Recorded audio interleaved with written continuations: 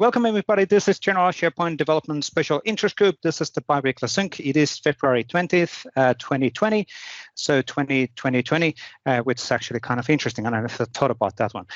022200222. Now it's actually interesting. Now, on today, we're gonna do a typical recap of the normal open source projects. So basically going through what has happened within the PnP CSOM Core extension, PnP PowerShell, and the latest modernization tooling. So everything what we do on the SharePoint framework side and on the client side, development side, that's actually covered in a separate bi-weekly call. And this is mainly for the CSOM PowerShell provisioning and solution design. And these projects are always updated in here as well. Now, then we'll have Chris Kent on the call and doing some amazing list experience adjustments with column and view formatting. We have now gone to the status with Chris that he doesn't even tell me what he's going to present. So we'll see, will we have horses? And I heard some rumors around submarines. Let's see if that's actually true in the Chris Kent's demo. We'll see when we get there. Now, the second demo is from Erwin van Hunen, getting started on customizing lists using PnP PowerShell. And this is actually quite a common scenario. And quite recently, as today, one of the MVP was basically saying, thank you, Erwin, and thank you, community, for the PnP PowerShell, because it is so easy to configure anything on a site level or in a list level or in a site collection level using the PnP PowerShell. So you can easily do scripting-based modifications using this tooling. And Erwin is going to concentrate on the, let's say, column formatting, list formatting, unless I'm completely mistaken, but we'll see when we get to his demo section at that time. So whole point being here is that you should be aware on the PnP PowerShell and the power, what it actually brings you. So that's what that demo is all about. And then the last demo or a topic is actually a few updates which we did pretty recently in the SharePoint development extensibility documentation structure. So we're working on doing a kind of a full reset on the SharePoint documentation, also because of many reasons. So not all of the SharePoint documentation is just about SharePoint anymore. There's also a lot of old crappy, so to say in quotes, crappy documentation, which is not quite up to date. And we're having slightly hard time of finding the resources on getting everything up to date. So we're trying to figure out how do we move forward in a way that we use our resources of the documentation side as efficiently as possible. And AC is one of the MVPs helping on this side, and he's working through the updated structures and updates over there. So that's actually really good. And I'm actually waiting for that section also for you to give us feedback, because we want to understand what's relevant for you and how we should be actually potentially change things even more, because you are the key audience of all of this documentation. And if you say that it's completely irrelevant for you, then that means that there's something wrong in our documentation and we need to fix that. But please always let us know what's your feedback and your input on that one. But let's have that discussion on AC's section. And then hopefully some Q&A in the end. Now, quick recap on the opportunities to participate in the community. We always want to go this through because we want to encourage you to do the demos. It's not about us doing the demos, because quite often when in a community people are doing the demos, we actually found out new, much more innovative ways of actually building stuff in the SharePoint or in Microsoft 365. So you are more than welcome to demonstrate your solution, your approach, your practice. It doesn't have to be open source, but at the same time, we don't want it to be a product selling moment or a product demo. Something in between is definitely fine. You can absolutely contribute in GitHub using our GitHub channels, and please provide feedback. If something is missing, something you don't like, we need to know so we can actually serve you better, because again, you are our key objective and key audience for all of this material which is available. So please, you don't like something, let us know. If you like something, that's fine as well. And please let us know on the positive feedback as well. Now, quick recap on the assets, AKMS, SP DevDocs documentation, everything around SharePoint development, both on-premises, on cloud, add-ins, farm solutions even, and SharePoint framework, obviously. SharePoint Dev videos or SharePoint videos in general, AKMS, SP Dev videos. We are kind of rebranding that YouTube channel to be more generic, so it will be more rebrand as a Microsoft 365 SharePoint PnP as a community channel. So we will actually have more community demos available there as well. well. SharePoint Dev issues, so you should be familiar with that one already. So if you run into any dev-oriented issues, please let us know using that URL so we're able to reroute the issue to the right PM and a feature crew. And open source in general in github.com/SharePoint or github.com/PnP. Those are the organizations where we host our stuff. Now, if you're not super familiar with GitHub, this is the initiative for you. So David Warner set up the sharing is caring initiative. Hugo Bernier has been active and helping here as well. And there are always I think it's monthly calls. David, correct me if I'm wrong, where we actually encourage people to start contributing. And the calls and guidance is really there to help people to get started. So we're not assuming everybody knows GitHub, and we're not assuming that you know exactly how to work with GitHub. No. That's what this is all about. So you can actually join this call and sharing is caring initiative, and you will learn how to get started from basics to more advanced scenarios. So super useful for everybody. And there has been a lot of people who've been active in this area or part of this area or after participating on this area. So really great initiative. Now, before we go to the open source projects, I wanted to actually raise this discussion because last week we released a few videos related on the Microsoft Teams integration with SharePoint. And one of the YouTube videos, which I recorded, I think it was last week. I think it was, yes, last week. Or week before, maybe, I can't remember, time flies so fast when you're having fun, is really around the no-code solution to expose your modern SharePoint online corporate portal in Microsoft Teams. And you can actually see the outcome on the right side. And the whole point of this video was basically to demonstrate the combination of having collaboration in Microsoft Teams, but then combining that with the corporate communicational portal. And that's actually something what you can achieve already today with no code, which is actually pretty cool.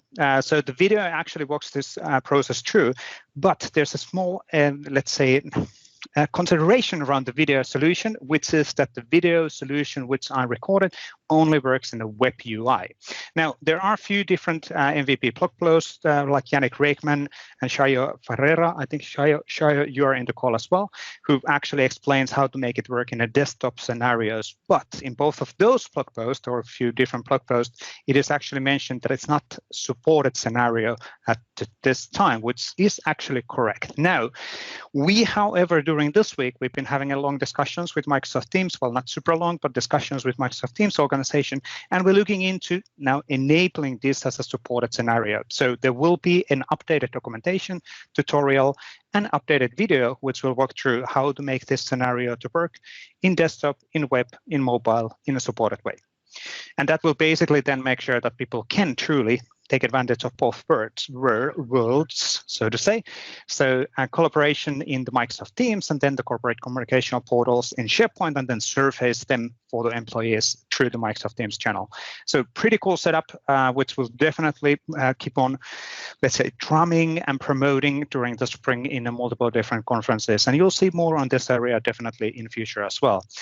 This isn't directly related on the fact that Jeff Deeper is actually, who owns OneDrive and SharePoint, is nowadays owning also Microsoft Teams, but you will see our, let's say, innovation getting more and more closer between each other, because we are now technically in the same organization, or at least reporting to the same person, which is pretty cool.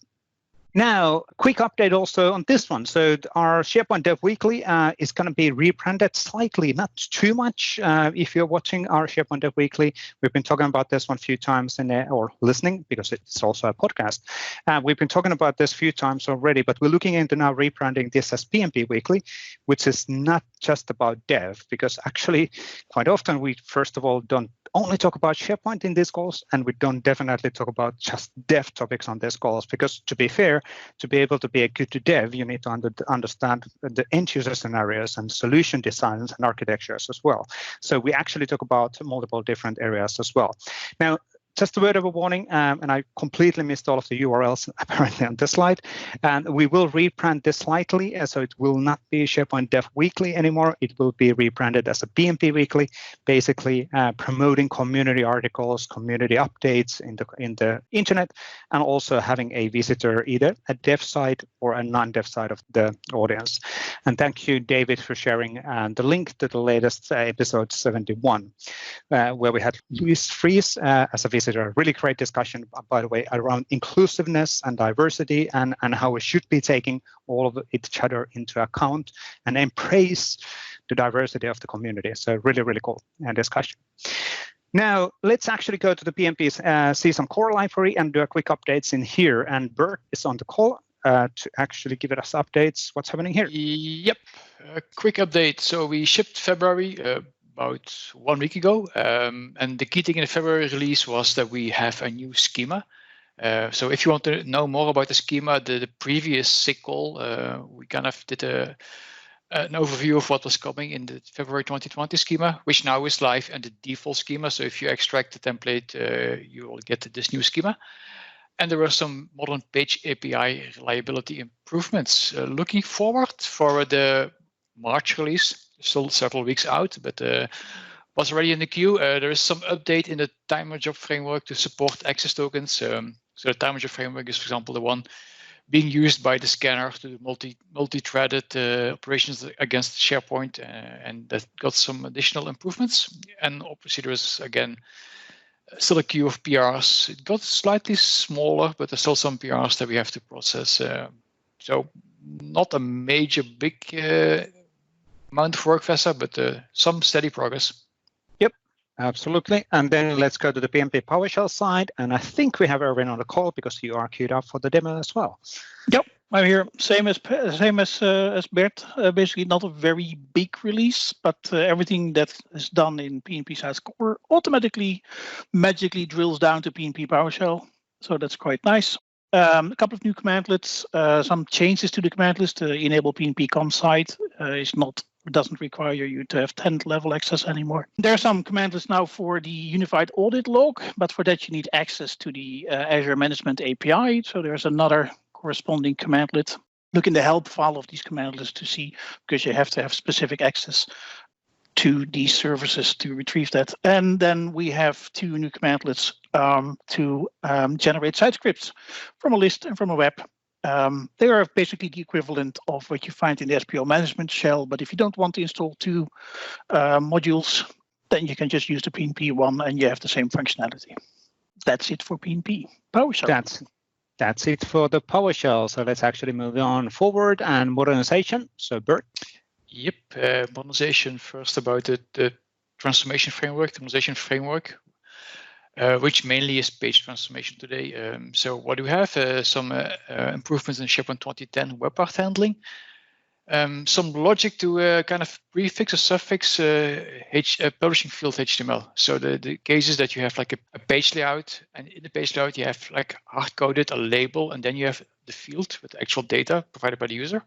Kind of, what do you do with that label? How do you kind of get a label on your modern page? And this prefixing, suffixing logic enables that in a really smooth, easy way.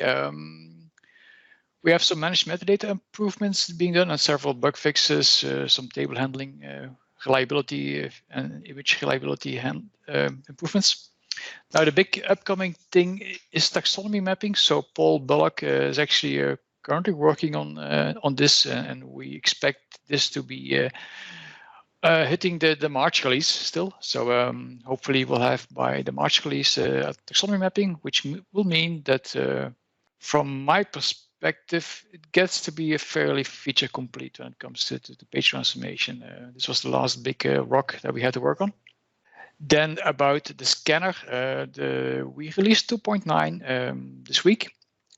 The key new thing there is the authentication improvements. So we have multi-factor auth support, and we when you provide us username and password, we don't use the SharePoint Online Credentials class anymore. So we're not relying on classic auth. We call Azure AD to kind of get a token based upon your username and password.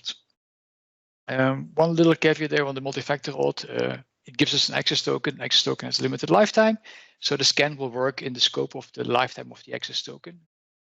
But typically, when you use credentials to do the scan, you're just scanning like 1 or 2 site collections, so that should be fine. And then the weekly reminder, guys, blocks are retiring. Classic SharePoint blocks are, well, they're retired, but they stay available. We're not removing them, and you can still create them. It will make it slightly harder for you in the future to create those, but they're there. Delve blocks, however, they will disappear in July. So if you have Delve blocks, use the scan to figure out where they are and migrate them to model pages. Or I would actually say, even if you do not know other Delve blocks used in your tenant, use the scanner to figure out. So that whenever they are not available anymore, people will not yell. So run the scan in the block mode. So there's a block only mode, which is fairly fast. And you will have a report of all the blocks and all the Delve blocks in your complete tenant, and then you can decide like what do we need to do. Yep. Excellent. So let's actually move on to the demo section. And Chris Kent, we were promoted as a presenter like a minute ago, and rumors are saying that we might hear something related on horses and submarines. Is that correct? That sounds like a lie. Okay. So, but it's also, it just sounds like a lie. All right. Hey, everybody. So I'm Chris Kent, and let's go look at some list formatting stuff. All right. Let's go over here. So we've got our classic Warrior Horses site, of course. You guys may not know it, but Warrior Horses are global. And global doesn't just mean the land. It means the land and the sea, and the Warrior Horse is the master of all domains. So as a result, they use SharePoint, of course, to track the aquatic assets that they have deployed around the world. All right, so if we check our aquatic assets library here, or list, we're going to zoom in, and we're going to just take a look at a couple of things that make this a little easier to read, or a couple of things that we could do. Now, the first is something we've looked at before. Let me zoom that in a little bit so we can see it. There we go. That's pretty good. So the first thing I'm going to take a look at, right, is alternating rows. So this is something in the past we've done through a format, and we've kind of taken care of it ourselves. But if we go to Format Current View, we've got kind of our first of our view formatting little wizards here, alternating row styles. And we can just check that, right? And wow, we got nice stuff going on there. You can actually edit these. Right? If you haven't seen this, you can pick some exciting colors, right? So this is aquatic, so we'll kind of do this green and blue, right? If we save that, that's cool. One of the things to note, though, if you go to advanced mode, you can see the JSON that gets generated. All right, you'll notice in this case, it's got that abstract syntax tree stuff, right? So it's a little harder to read what's going on there. But one of the things you can see is they're using this @row index. So that's what I want to talk about today, is this @row index and how all that works. So obviously, one of the #1 uses is for this alternating row stuff, but it's got a ton of other uses. So let's take a look at those. So when we're thinking about formatting, generally when you're looking at formatting, you are limited to exactly what's in your row, right? So you can get other fields that are part of the view, and you can reference those, and you can get, the current value of the field. And there's a couple other context type variables like the URL of the site, right, or the current date and time. But really, row index is the only one that tells us something about the formatting itself, the rendering. So we can't generally reach into other rows, right? So there's no grouping or aggregate type functions that we can do because we can't reach past the rows. But row index allows us to know where we are in the drawing. So let's take a look at just how it works, and then we'll make a little more sense with it. So this is the alternating rows. If you don't like that, we also have in our view samples in our formatting repo, we've got an alternating row class where if you want to take a look at that JSON, it's basically a one-liner except for that schema. We'll copy that directly out of GitHub, and I'm going to paste that in because it's a little easier to understand than the one they've generated. The other thing is they're using these kind of special backgrounds to their classes, which are fine, create that blue and green. But if you take a look at, like, say, you're changing the theme here, you'll notice that it's very tied to those colors itself. So even though the site became red, it's not really red. Right, and that's all right. They look fine in dark, but what if we want a little more control over there, right? So we could paste in this format, right? If we preview that, you'll see that it's using the theme colors. So when we change the look now, you'll actually see that it corresponds to those themes, right? So that's already an improvement. But the way that's kind of working here, of course, we want to keep our horse brown, right? It's doing this modulus operator on the row index, right? And that's pretty cool. I mean, you can do all sorts of cool stuff with that. But let's take a look at just the row index by itself. So if I come in here and let's actually remove that because I don't like that blue-green after all. So we're going to uncheck that and save, and we're good. So if we come in here, we're just going to go to this column here. We're going to column settings. We're going to format this column just to demonstrate advanced mode. Right, and we'll just say this is going to be an Elm type, and we'll just make it a div, right? And then we're going to say our text content. Content. We're going to say that's just the @row index, right? We just want to see what that value is. So let's make sure we add a comma. All right, we'll preview that. There we go. So now what you start to see, and let's save it just so we can move things around, is that row index starts at 0 and then goes up from there.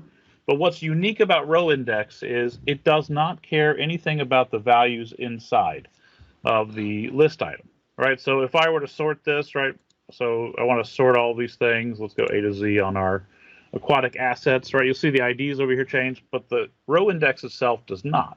So that means the first row that's ever rendered is always going to be 0. And even as we go, right, we've got tons of items in this and things kind of lazy load in with our infinite scrolling, right? We'll start to see it. There we go. There, is it loading? There we go. It starts to load in right here. We start to see the format continues to apply. And so it's still, instead of row index, it's almost easier to think of this as render order. Right. So what do we use this for other than alternating values?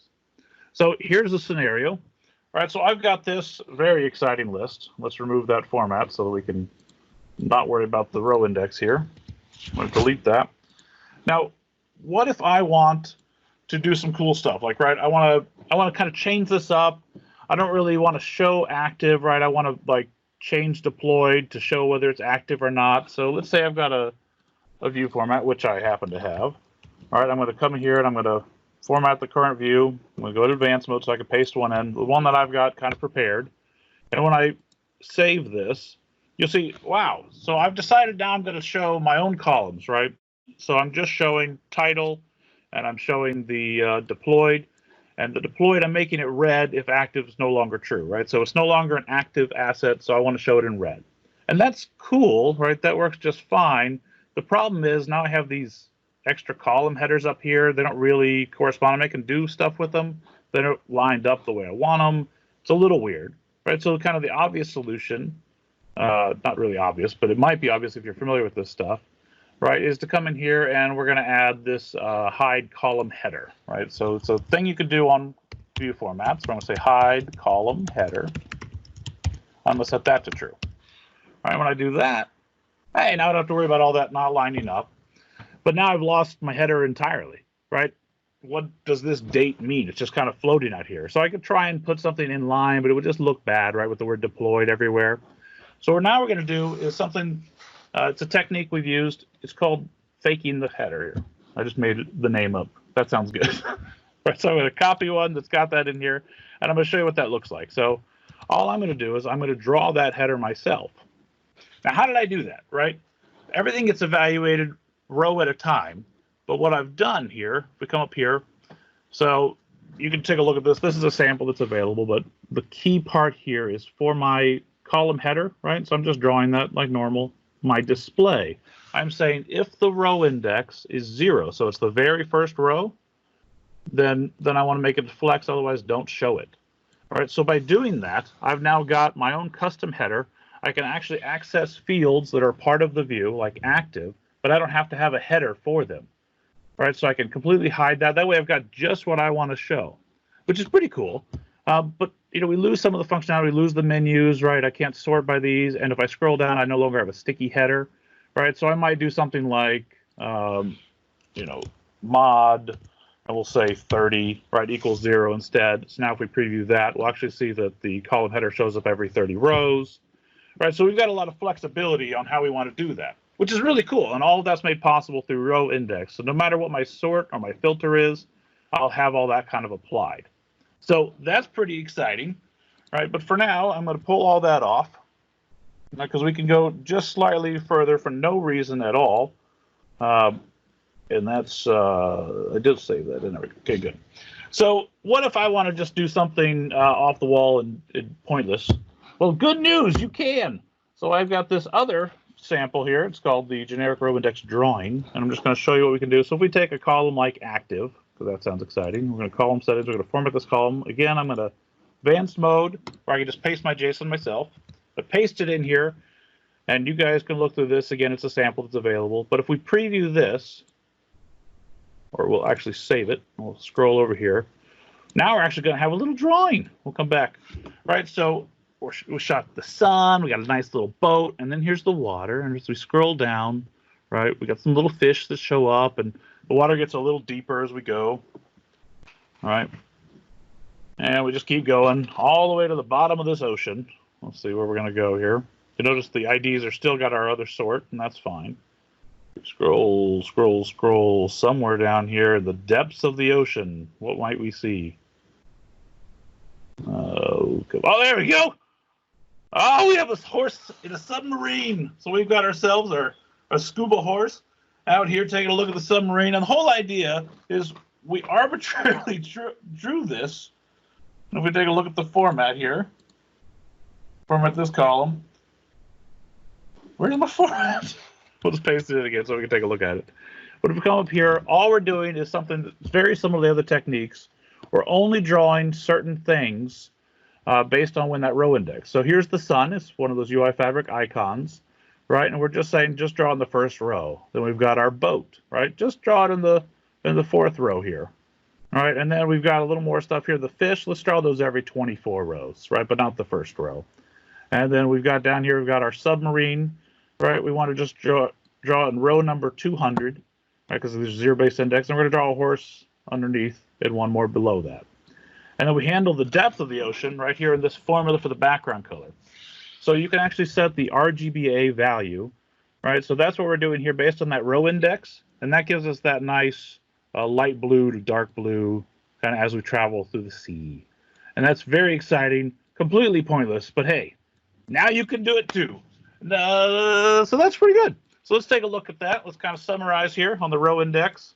So the row index, careful to keep it in mind that it has nothing to do with the value of the items like all other tokens do, right? So again, think of it as like render order. And it's going to be the rendered index of a row within a view. And that's going to be true even as new rows come in, right? So as you're doing that infinite scroll, it's going to keep track and you'll be able to do things with that. So it starts at 0. This is not available in SharePoint 2019, but it is SharePoint Online only. A couple of things you do that. So one of the key things people do besides the alternating rows is this custom header. All right, so turn off those existing headers, check to see if it's 0 and show it. And there you go. Pretty exciting. And so finally, make sure you check out the full documentation on this. There's a bunch of information about the row index and what you can do with it. There's also the alternating row class, and I didn't list them here. But we also have our custom header format and our generic row index drawing samples that are available to you within that sample repo. All right, that's all I got. Excellent, Chris. Super useful, super useful. Business critical stuff. Absolutely. No, just great demo on how the row index actually works. So really useful. Good to see the submarine. So the rumors were true. So right. You used the SVG for drawing the submarine, right? That's right. I didn't try and draw that manually. And that wasn't in the Office UI Fabric icons either, so for whatever reason. But okay, thank you, Chris, for that one. A lot of chats on the chat window. And at the same time, I reinforced the message. We do apologize that chat isn't working. At the moment, I'm actually doing the demos, and I'm actually throwing people away from the chats who have not been in this call, so we can get new people on the chat window. So we're hitting the 250 limit. And now we know what's actually causing that. Now it's a matter of when do we fix that. But we do apologize on that issue. Now let's actually move on to Erwin van Hunen's side. Erwin, you should be ready to go. Yeah, I'll try to share my screen. I don't know how I will be able to beat Chris. I have no fish, no suns, and no submarines, no horses. This is pretty impossible for me to beat. But apparently you're calling from Sweden, and there's a lot of history for Sweden trying to hunt submarines in the front of Stockholm. We have a history with some submarines coming from some other countries, indeed. Yes, yeah, that's true. Oh, so the rumor is that there has been some submarines. No, never mind. Good. They actually caught one. There was actually one. I remember back in 70s or something. Yeah, that's. Yeah. Right. Anyway, go take it away. Yeah. List customization. So it's a relatively basic story I'm going to tell, but it's always good to reiterate or to re-show you, to refresh your brain, and show you also a bit of how you can use these amazing demos that Chris is making, and how to actually apply them to your site without using the user interface. So the idea is that I will obviously use PnP PowerShell. I have the window open on my screen. If you haven't checked it out yet, this is the new Windows Terminal, or Microsoft Terminal, I think it's called. I strongly recommend that. It's actually a much better experience compared to all the other PowerShell environments. And not only PowerShell, this also runs the command prompt and Linux, even if you want to. So that was a little sidetrack. So I'm connected to my site. The site is hovering here behind me. It's a standard empty SharePoint site, and I will start to create first my list. And for that, I use the commandlet new PnP list. I give it a title. I say projects, and I want it on the quick launch. And the template is a generic list. So because we're using the APIs behind the scenes, in the user interface, you will see this called a custom list. In the APIs, it's called a generic list. So that's why there is generic list here. Press enter and it will create a site. You don't have to specify the URL. It will always default to /lists and then the name of the list. So if I reload this page, there should be my project here. And I should have called it projects, but that's okay. I can call it project. Now I want to add a field to it. So add PnP field to my list project that I just created. As long as you don't have any spaces in your title, you don't have to put quotes around it. So just if the name is just without spaces, just enter the name of the list here. Then the display name of the field will be project name. You see that I put a space in the display name, so I put quotes around it. And then say my internal name is project name without a space, and the type of the field is text. Press enter. And the field is being added to the list. Now, if I reload this page now, you will see that the field is not part of my view. So the idea now is that I will, you can either go to like the settings of the list in the user interface and add the of the view and then add that field to your view, but obviously you can also use PnP PowerShell. So set PnP view. Well, first, let's have a look at the views that we have available. So if I do get PnP view and it wants the name of the list project, you see that's basically on one view, and this one is called all items, the one we actually are looking at right now. So that one I will use. So set PnP view, I'm updating the view. I say the list project, identity of the view is all items. And then I say, which fields do I want in there? So I want the title field in there and the project name field in there. And press enter. And now my field has been added to this view. So if I reload, you see the title and the project name field in there.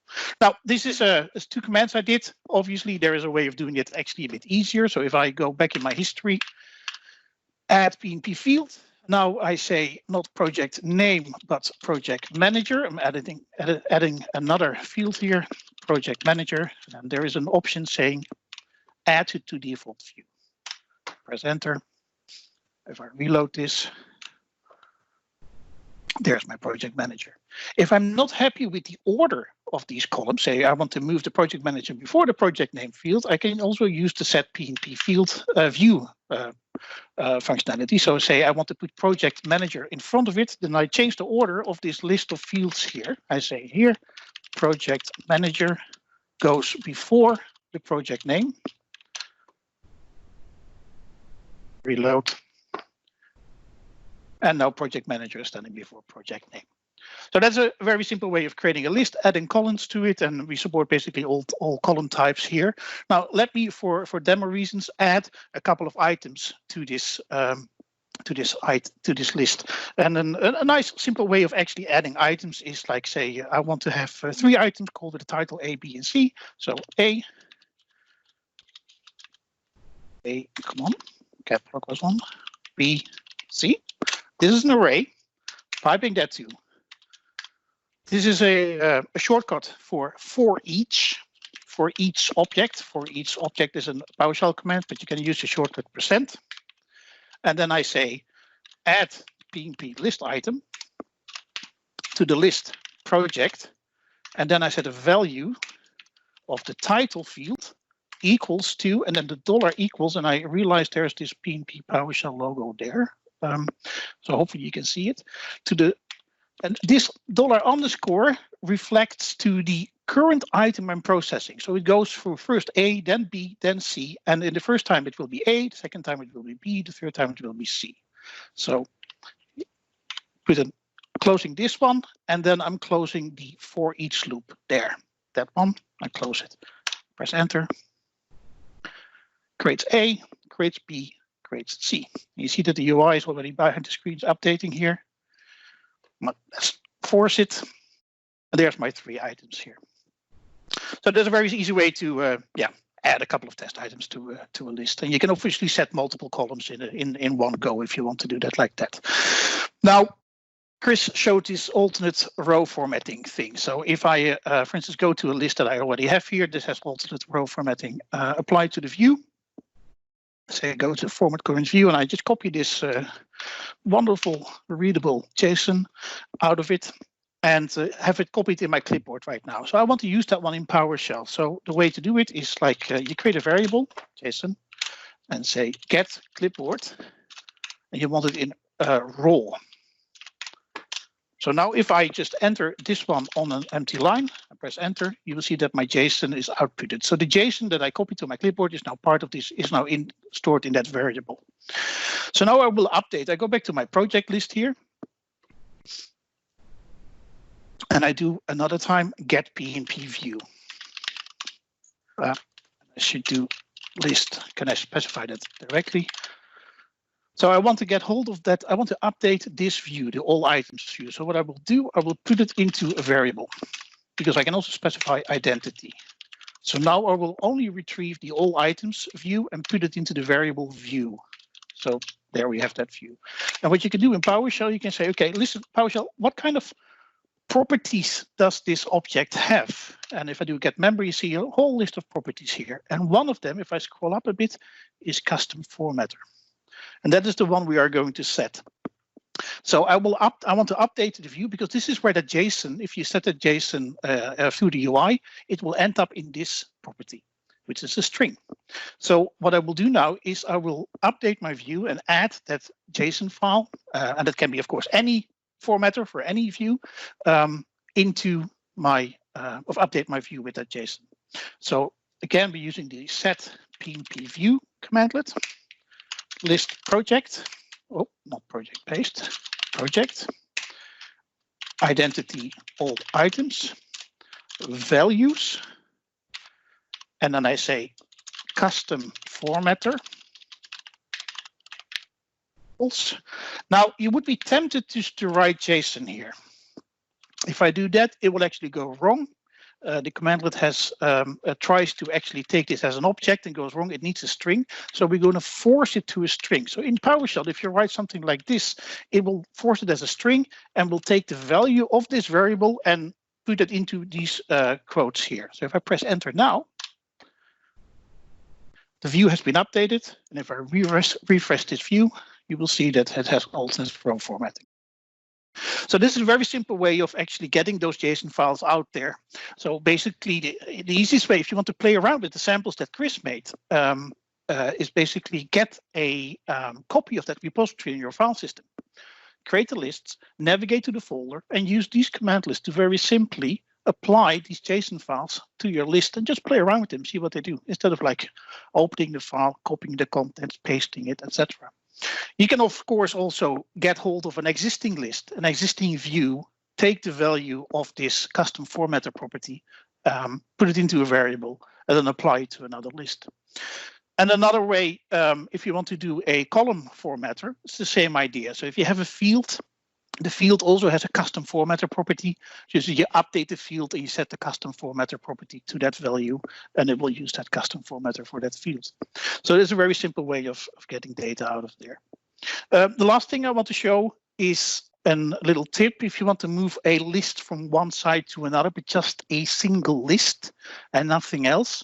There is actually a relatively easy way for you to export a list to a provisioning template and just that specific list, and that is export PnP list to provisioning template.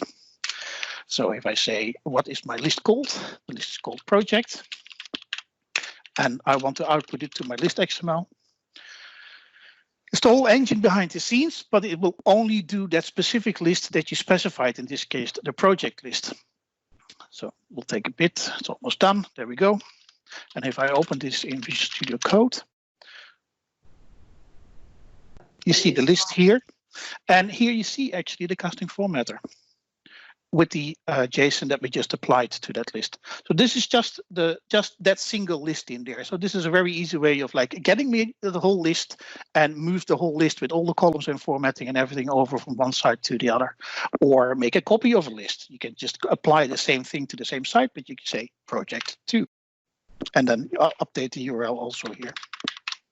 And then apply the same the list to the same site, and you will have a copy of that list. That was it for me. Now, Erwin, I will challenge you live on the PowerShell, because somebody was saying that, oh, Erwin knows all of the PowerShell command lines and parameters for this. It's like, yeah, he wrote most of them, so it's fine. But what about list with content? Not just the configuration, but list with content.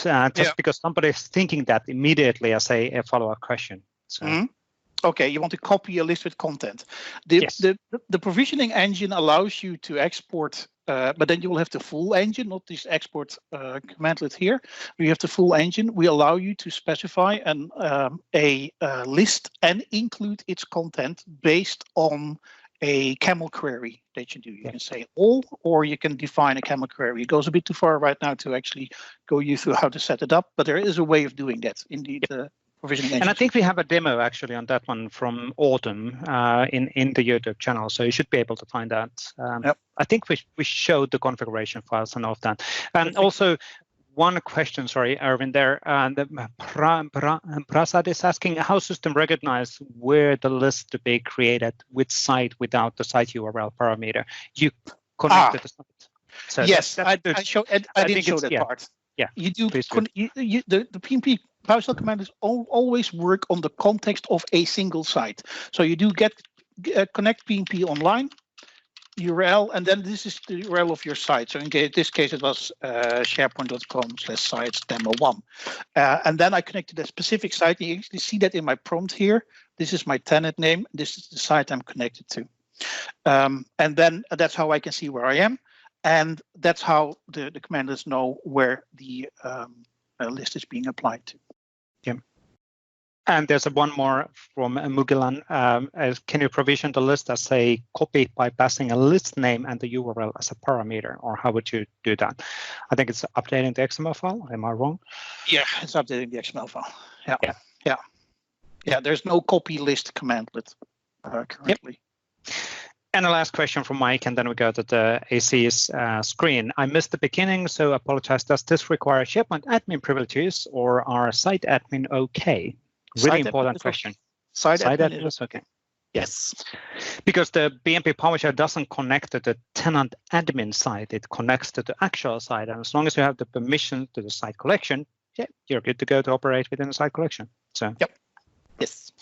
So it's a slightly different, let's say, approach than with the tenant admin. To be fair, just to be super clear, there are admin operations in the PnP PowerShell as well, matching admin operations as within the SharePoint Online PowerShell, and those requires a tenant admin permission. So everything is secure, and there's no kind of hidden tricks from that perspective. Indeed, those commanders are actually marked as such. So we see if we say tenant recycle bin item, most of them actually have the word tenant in them. That I would say is the biggest giveaway. Yep. Right now in the help, that's interesting. Actually, that dropped off. We have to check that, but there should be a mentioning that it requires that you need tenant level access to execute these commandlets. And then there's a still follow up on the question. So the site owner is not sufficient. You have to be, if you operate on a site collection level, you need to be a site collection administrator. Now, the contribute permission is not necessarily sufficient because some of the PowerShell commandlets or the behind of the scenes, the code actually operates potentially in the site collection level as well, right? Yes. So that explains because somebody is saying about the PnP file. But from the sake of the time, let's actually move into AC's side and AC's topics. Thank you, Erwin. Awesome recap. I think the PnP PowerShell is so widely used, but it's always good to recap the basics and basic structure because it's so powerful. And thank you everybody for being part of writing that and contributing on that open source project as well. AC, I think you are a presenter, unless I'm completely mistaken. No, I think I am. At least you should be able to see. Can you see Edge? Yes. Yep. Sweet. Yes, we can. All right. So I'm going to be pretty quick. I don't have anything nearly as interactive as what Chris or Erwin showed you. What we did recently, what I wanted to take a couple minutes of everybody's time, and we wanted to show you some updates that we've recently made to the SharePoint developer documentation. So if I just go over to aka.ms/sp/devdocs, it's going to take me to the SharePoint development docs. Now, the only change that we made was related to the table of contents on the left. I'm going to walk through some of the changes, but let me kind of explain a couple things up front. First of all, while I'm presenting this, and while if you go back and you look at the commit history and the PRs and everything, yes, I'm the one that did this, but this is not me doing this. This is similar to that issue list updates that we made recently as well. I was just the implementer. This was done in close coordination and with the approval of Microsoft. I kind of gave my 2 ideas. I got input from Microsoft and Vesa. We worked a lot on this. This was carefully planned out. It was not just something that just happened out of the blue. Well, I guess if you just went to the navigation one day and saw it changed, it was out of the blue for you. One of the other things that we looked at as well with the docs, the SharePoint development documentation has got a lot of old content in it. The docs are absolutely huge. There's a ton of content here, and it's evolved over time, but there are parts of the content that are, I don't want to say they're outdated, but they could use some refreshing. And frankly, it's kind of comes down to a little bit on availability of time, how often the content is accessed, how when the questions come up about the content, and priorities and schedules and resource allocation and blah, blah, blah, all that stuff that you always hear these things kind of come up about this. So yes, we know that some stuff is older, and we've done something to make it a little obvious that that's the case. Now, another thing I want to say before we get started with this is let's review what the current guidance is from Microsoft. Whether you're in SharePoint Online, SharePoint On-Prem, being SharePoint 2019, 2016, the guidance is that you should be extending SharePoint, customizing SharePoint using the SharePoint framework, and you should be using the modern experience when it's available. I know that it's not available in 2016, but you should be using the SharePoint framework. When that is not available to you, or when that does not meet your needs, we have other development models. Like prior to the SharePoint framework, we had the add-in model. Prior to that, we had features and solutions and farm and sandbox-based solutions. None of this stuff has been removed. None of it's been deprioritized. But the order of what you should be using to go through and to customize your SharePoint environment, depending on which environment you're using, depending on what you're trying to do, goes SharePoint framework, then add-ins, then legacy style customizations. The navigation in the table of contents is designed around that. And couple of the things that we've done is to try and make things easier to find and to surface them based on what people are looking for. I've taken some of the motivation or some of the inspiration in the changes we made from the latest update that the Microsoft Teams group did, where I'm really wanting to focus on 2 different scenarios. One is that you are an experienced SharePoint developer and you know what you're looking for. So I know I'm looking for APIs. I know I'm looking for the SharePoint framework docs. I know I'm looking for Office add-ins. We want to make that very easy for you to find. But we also wanted to make it easy for people to find stuff who are brand new to the SharePoint platform. And what am I supposed to do? So with that change, there's one gigantic change that I made that, at least personally for me, it drove me nuts. And that was in the previous navigation, we had a section called features, but as I'm sure many of you know, that's actually a thing inside of SharePoint. That was introduced in 2007. But the way we were using it in the navigation when we said features really meant more like a capability and not a folder with a bunch of XML in it. So what we've done is we've renamed that to capabilities and features. So it's more like, what can I do with the product? And anything that is related to anything that's kind of like the grab bag that doesn't fit any specific development model. For example, customization or declarative based customizations like site theming or list formatting or site designs and site scripts or concepts around Office 365 groups and hub sites, working with the site footer. And you see the other stuff that's listed there. We wanted to put that stuff inside of one section, inside of capabilities and features, so it wasn't buried away somewhere else.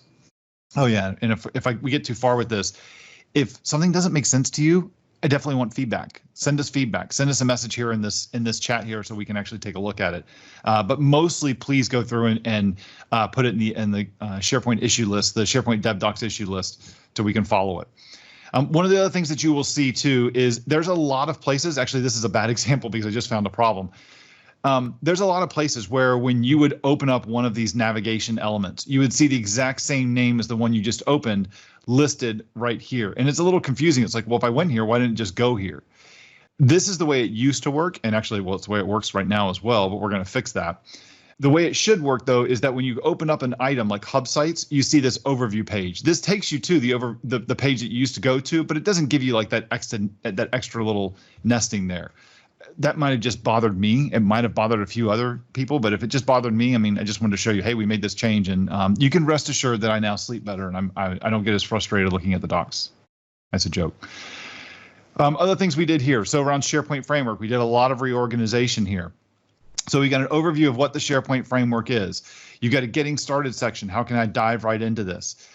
Web parts. You're going to notice some things change with web parts. Instead of it just diving in and start showing you a tutorial, which is now been moved over here, here's a tutorial of doing all these different things, or getting started. This is really a tutorial like going through 1, 2, 3, 4 steps. In the past, we had those 4 steps mixed in with a bunch of other stuff. And so you couldn't really tell what was step 1, step 2. Now we've kind of broken these things up. You'll also see things like we've broken out working with web part properties and the property pane. We've broken those things up, how to go through and extend the property pane. That's its own section. We've got things here about concepts and scenarios. So things that are general about web parts, but they aren't like, they're not going to have full sections dedicated to them. Like, how do I hide it from the toolbox? Or how do you configure the icon? Or how do you pre-configure web parts? Those things are in concepts and scenarios. You're going to see a node, concepts and scenarios, across multiple places in the nav. You'll see things here like, how do I work with Microsoft Teams? So here's a bunch of articles here about working with Microsoft Teams or working with add-ins. Same thing, same kind of organization concept with extensions. We did the same thing.